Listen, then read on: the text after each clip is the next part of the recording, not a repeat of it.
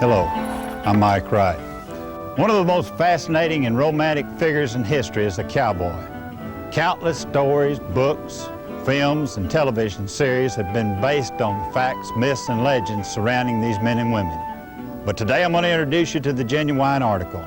A Texas cowboy whose father was a cowboy and whose family has worked livestock in South Texas since just after the Texas Revolution in 1836. That man is Wesley Vivion Jr., a man who has forgotten more about cattle than most men will ever know. We talked with Wesley in early November of 1989. My father's people settled in Goliad about 1838, 1839. And after that, 1865, my great-grandfather passed away, and my great-grandmother took her 6 sons and moved to Dimmitt County and lived in a cave on the side of the Pendanch Creek until they could get their homes built. And the home that my father was born in Eagle Pass, still stands on the bank of the Rio Grande River. It's an adobe house with a grass roof. They didn't move the beef in that day and time too far. They didn't have any market for it. And of course, the beef was mainly for the settlers, and then I forget what year, 1863 maybe, why they had to have beef for the army. So they had the beef details. And they had to herd these cattle around close to these congregation of soldiers because they had no facilities to preserve the meat, so they just butchered them on site and ate them as quick as possible, and then they butchered some more. So there was a beef detail for the army at that period of time. And then it was on up in the latter 60s, early 70s when the trail drive started. And then they ended about 88, 90, somewhere along there. That is the long trail drives to the northern markets, because the railroads began to infiltrate the area. And that saved a lot of trouble. My father was a cowboy. Is that right? He knew nothing else. He grew up in Dimmitt in LaSalle County. And he went up the trail when he was 12 years old. And they got to Angelo with the herd, and the Indians were so bad that they made the foreman send all the kids back home. So he was a very disappointed 12-year-old. He didn't get to go all the way to Kansas. Well, when he was 14 years of age, he was hired by a firm, Simpson, Mangum, and Moore, and he had charge of the Chaparosa Ranch, which is still in Zavala County, owned by B.K. Johnson now. And he ran that from 1890 to 1904. Well, he married in 1920, and I was born in 1922. And he was running the Flowers Ranch in Zavala and Uvalde County at that time. He stayed there 14 years. I watched every move he made. And if he left home with his rope tied on his saddle one way and came back with it another, at the age of 5, I wanted to know what he took that rope down for, whether it's to kill a rattlesnake or rope a steer.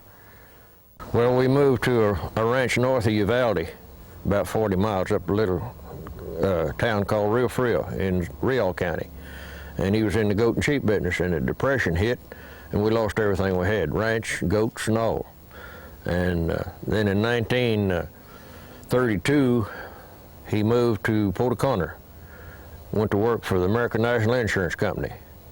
And that's when I started to really work in cattle. I had just worked small bunches of cattle up to then, and a lot of goats and sheep. But from 1932 on, I've worked lots of cattle.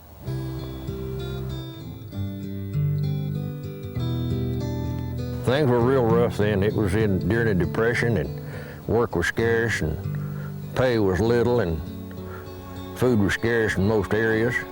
But it was just a matter of water wells and windmills and fences, and then screwworms in the screwworm time, and watching your cattle through the winter that they didn't get weak on you. I worked on the ranch between school terms in the summer. School would be out on Friday, and I went to work Monday, and school started on Monday in September. I'd come home Sunday night.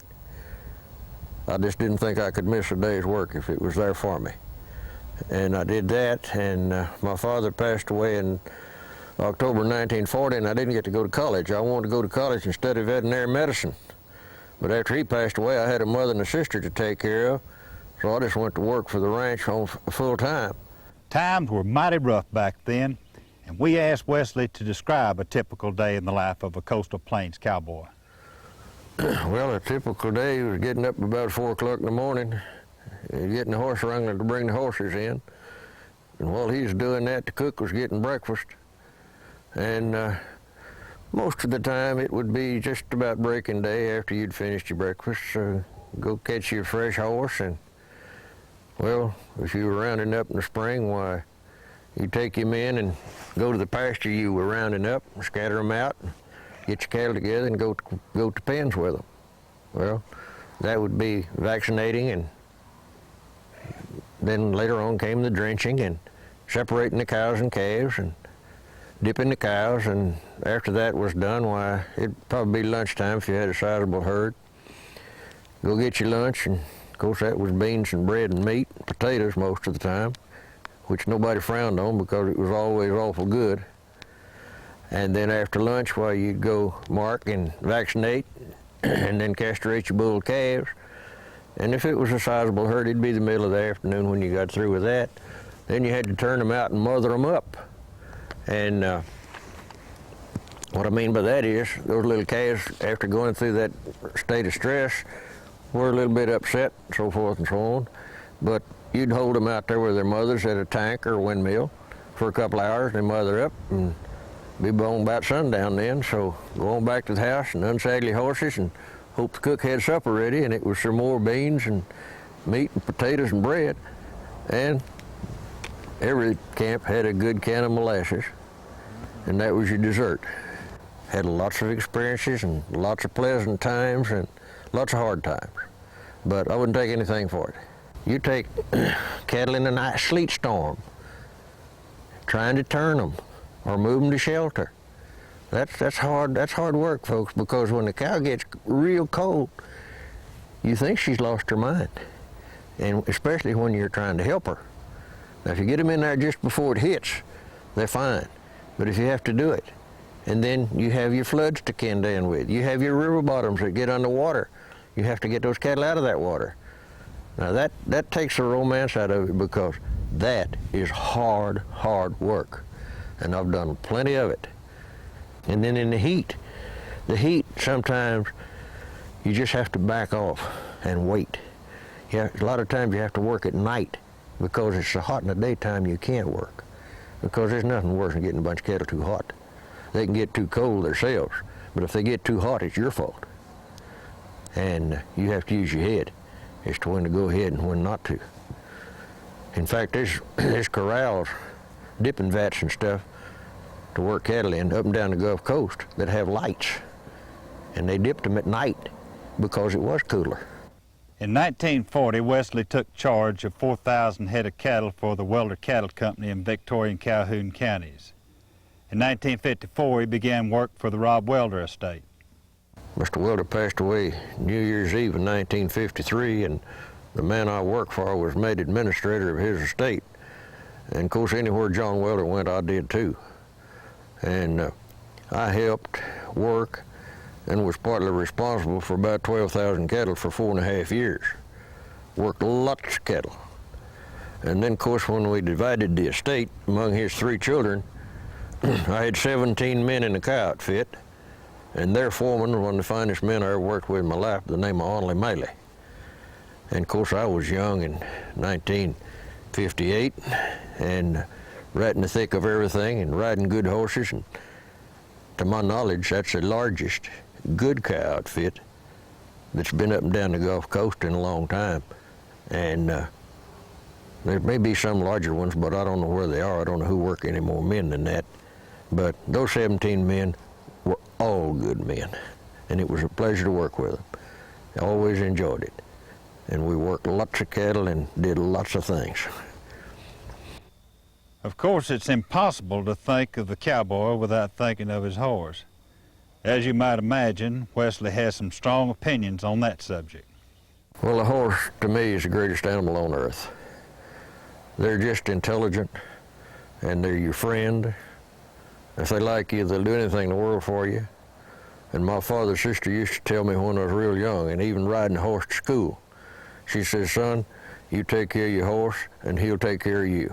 And I've never forgotten that statement and a truer statement was never made, because in my lifetime, you can't imagine the wrecks I've been in, and had I not had a good horse in my line of work, I might not be here. Likewise, this cowboy is mighty particular about his saddle. I'm real critical of saddles, in one sense. The old-timers, to me, rode the most uncomfortable saddles that could be made. It didn't bother them because they didn't know any better. That's all they'd ever seen, so it was comfortable to them. But they're the most uncomfortable things in the world. And then I'm very particular about how a saddle fits a horse's back. The modern quarter horse has a flat back. He doesn't have any wethers. So you buy a broad bar saddle for him. But for the average horse with a little thoroughbred blood in him, or a little Spanish blood, he has some wethers for that saddle to sit behind. And that's to his advantage and yours too if you're working a lot of cattle. You won't ever have a horse with a sore shoulders or sore back that has wethers, because you don't have to gird him as tight. And then I don't like a saddle with a high cantle, hurts my back. And I like a saddle with a little front on it, because going over the pear and brush, you got to have something to help hold you on there. And then a lot of the modern day saddles are made, it's just like sitting on a 2x12. They're just as flat and straight from the cantle to the swell as they can be. I don't like that. I'm not going to ride one. My saddle is made with a little incline where it makes me sit up. And then those other saddles you can't sit up, and that's not comfortable. I just soon sat on the fence, and that's just about what it amounts to. I ride with a real small bit, and I ride with a leather curb strap. Very few people do, especially in this country. West of here, in the brush country where you had to pull on your horse all the time to keep him from falling with you, to help him balance in the brush. If you had a long bit, you pulled him too hard. And if you had a long bit, he'd hang it in the brush. But with a little short one just down to the end of his nose, he didn't hang that. And even though you put a lot of pressure on it to keep him and to help him balance, you didn't hurt him. So I am old-fashioned about my bridle bits, I'll assure you. Perhaps the center post of Wesley's life has been his family. He first laid eyes on his future wife, Mary Ann, when she was 4 years old in 1933. He was 11 at the time and kept his eyes on her until they started going together in April of 1945. They were married that November. We married and lived in the cutest little house that she fixed up you ever saw down at Longmont. And we lived there just a year and 4 days after we married, and then moved to Victoria County. We were told we'd never have any children by doctor. Well, we fooled the doctor. We have 3 wonderful children. We had a son 4 years after we married. 4 years later, we had another daughter, and 13 months later, we had another daughter. And we wouldn't take anything for them. They are real country kids. I can take that boy and those 2 girls and work as many cattle as any man can in this country with 3 grown men. That boy's been horseback since he was about 5.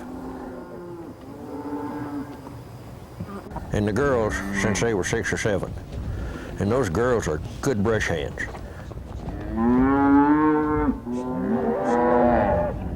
And that oldest one, put on a cutting horse, can work in the herd all day and not make a mistake. It's a pleasure to watch that girl on a good cutting horse. And she's been on a few of them. The oldest grandson will be 13 this month, and he's been a horseback for about 7 years. That's when he's the happiest and contented, when he's with his daddy and a bunch of cowboys around a herd of cattle. And then the little girl goes occasionally, especially when it's just her daddy and her brother. And then the 5 and the 8-year-old, they just squall to go work cattle. And when I'm working cattle, they're here and they're horseback. The 8-year-old is beginning to be a little bit of help. And the 5-year-old, you're gonna have to watch after him. But everybody says he's going to be the best one because he has no fear of anything.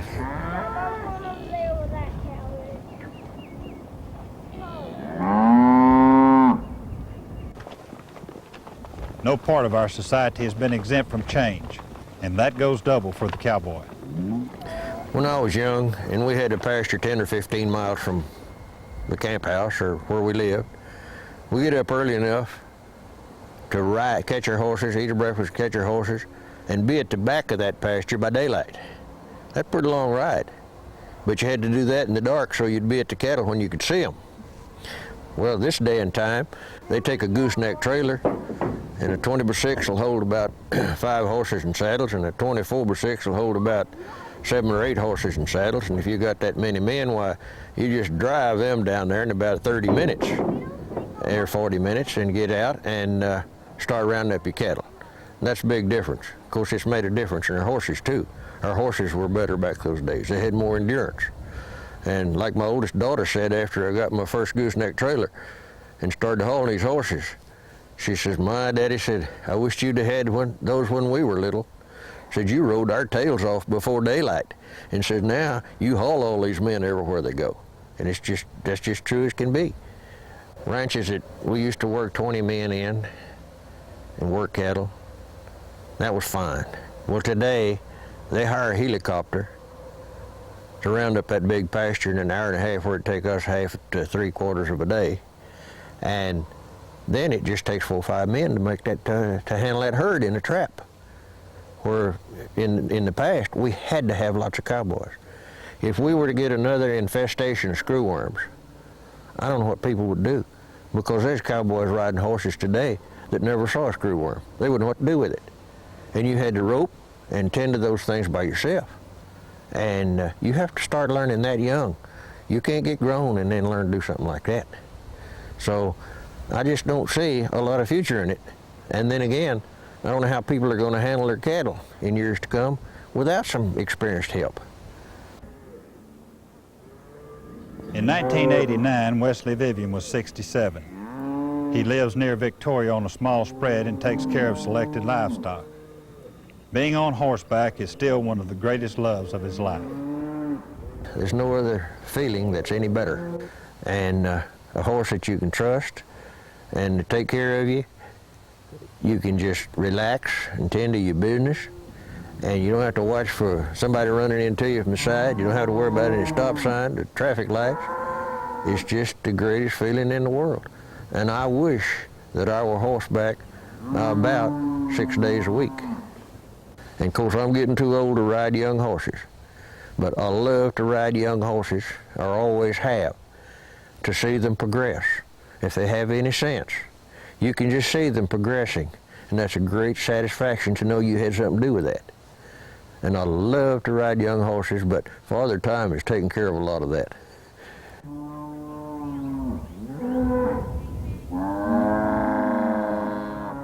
These days, Wesley Vivion's life has a measured pace. Well, I get up here in the morning and go feed the horses and get in my car because of the highway and check my water and livestock. And after that, I might go down to the little filling station, get me a cup of coffee, and come back here around the house, and maybe the boss has got something for me to do. And of course, I don't like yard work, I don't mind telling you that, but I'll do a little of it because I get told to. And then if I've got a draw strap or a flank gird or a head stall that needs repairing, I go down to the barn and do that. And then especially in the summertime, I do like my little nap right after lunch, and then get up and go check a piece of fence. And there's just not hardly a day that I can't find a piece of fence to patch. Now, I don't go every day because I don't like to patch fence that well, but I do keep up my fences and I take care of my place just about by myself. Someone says, "When will you retire?" I said, "Never." I said, "I might not can go to work, but I won't say that I'm retired." I have the situation here that's ideal for a man my age, but I still contend that I could handle lots of cattle and train some young cowboys that wanted to be cowboys, and I thoroughly enjoy doing it. In fact, I wouldn't care how many cattle someone told me to take charge of and run the outfit. I could do it. Wouldn't hesitate a minute.